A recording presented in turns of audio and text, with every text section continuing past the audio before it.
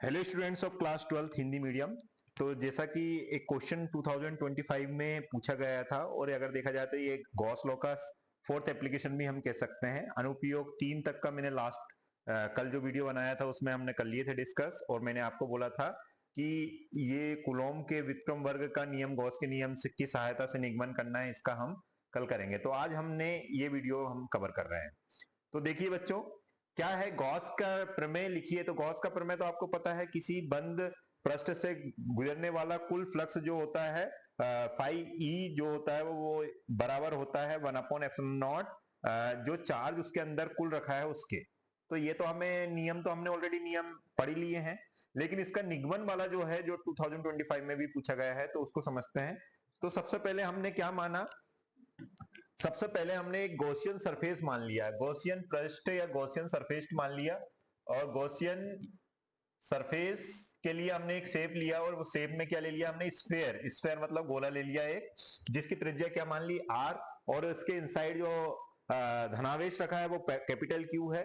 इसकी पृष्ठ में छोटा हमने एरिया जो स्मॉल पार्ट माना एरिया उसको डीएस लिया है, और विद्युत क्षेत्र आपको पता है धनावेश है तो विद्युत क्षेत्र की रेखाएं क्या होगी, बाहर की तरफ जाएगी। तो सबसे पहले हमने जो यहां पर डायग्राम बनाया है वही चीजें हमने लिखी है। क्या है, माना कि O पर कोई प्लस क्यू आवेश है, R दूरी पर कोई बिंदु P है जैसा कि आप देख रहे हैं। O को केंद्र मानकर एक गोले की संरचना गोलीय गॉसीय पृष्ठ पर एक क्षेत्रफल अवयव ds लेते हैं। अतः संपूर्ण गॉसीय पृष्ठ से गुजरने वाला फ्लक्स, तो जैसा कि हमें फ्लक्स की परिभाषा से पता है, अगर छोटा छोटा हमने एरिया लिया है तो विद्युत फ्लक्स भी स्मॉल होगा, लेकिन हमें कुल निकालना है। कुल निकालने के लिए हम समाकलन दोनों साइड करेंगे, क्लोज लाइन इंटीग्रेशन करें, क्लोज सरफेस इंटीग्रेशन करेंगे। तो ये इससे डी इससे कैंसिल होकर ये क्या हो जाएगा, फाई बन जाएगा।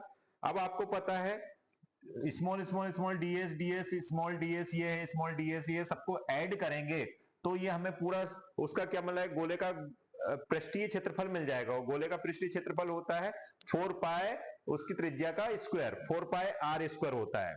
तो यहां तक हमें इसको हमने समीकरण फर्स्ट बोल दिया। समीकरण 2 से हमने क्या लिखा, क्योंकि गॉस के नियम से तो हमें सिद्ध करना है, तो गॉस का नियम जो है उसको सेकंड लिख दिया। अब फर्स्ट और सेकंड से हम आगे का देखते हैं। यहां तक का चाहे तो आप स्क्रीनशॉट ले लीजिएगा।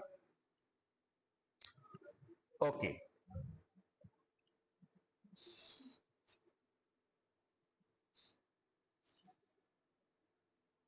समीकरण फर्स्ट तथा समीकरण सेकंड से क्या लिया हमने बच्चों, समीकरण फर्स्ट तथा समीकरण सेकंड से। तो समीकरण फर्स्ट और समीकरण सेकंड क्या बोलता है हमें, दोनों साइड देखिए फ्लक्स है तो दोनों आपस में क्या हो जाएंगे, इक्वल। तो ई समीकरण एक तथा समीकरण दो से लिखेंगे, समीकरण एक तथा समीकरण दो से। जब समीकरण एक और दो से देखेंगे तो ये आ जाएगा ई इंटू 4 पाए आर स्क्वायर, और ये आ जाएगा क्यू अपॉन एप्सिलॉन नॉट। और अगर देखें तो हमें विद्युत क्षेत्र निकालेंगे तो क्या जाएगा, 1/4 पाई एप्सिलॉन नॉट, 4 पाई का इधर डिवाइड में मल्टीप्लाई हो जाएगा एप्सिलॉन नॉट के साथ में, और ये क्यू अपॉन आर स्क्वायर मिल जाएगा। और हमें पता है किसी बिंदु आवेश के कारण, किसी बिंदु आवेश के कारण विद्युत क्षेत्र की तीव्रता का व्यंजक है। हो सकता है कूलॉम का नियम का निगमन ना बोले, आपको विद्युत क्षेत्र की तीव्रता का निगमन बोले गॉस के नियम से। तो देखिए बहुत सिंपल तरीके से हमें आ गया। और इसी को अगर सदिश में यूनिट वेक्टर के फॉर्म में लिखे हैं तो वेक्टर लगा दीजिए और यहां पर ये लगा दीजिए, ये क्या हो जाएगा, न्यूटन अपॉन मीटर इसकी इकाई होगी। लेकिन हमें यहां पर क्या करना है, हमें कूलॉम के नियम का निगमन करना है। किसका करना है बच्चों, कूलॉम के नियम का निगमन करना है। तो हमें पता है कूलॉम का नियम क्या बताता है, फोर्स के बारे में बताता है। तो हम जानते हैं इलेक्ट्रोस्टैटिक फोर्स है ना, या कूलॉम का फोर्स बल, कूलॉम के बल से आपको पता है कोई भी एक बिंदु आवेश, हमने कोई एक परीक्षण आवेश भी मान लिया, साथ ही साथ क्या माना, माना क्यू नॉट एक परीक्षण आवेश है, आवेश है जो कहां पर रखा है, पी बिंदु पर है, पी पर है। तब ये जो विद्युत क्षेत्र बन गई, विद्युत क्षेत्र की तीव्रता बन गई, इस पर क्या लगाएंगी, बल लगाएंगी। तो बल बराबर के इलेक्ट्रोस्टैटिक फोर्स कहते हैं हम इसको, electrostatic force. So what is electrostatic force, Q not ई।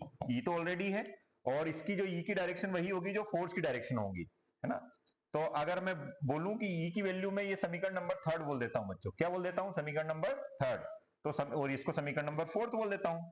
तो समीकरण थर्ड तो समीकरण फोर्थ से, तो ई की वैल्यू यहां रख दो बस।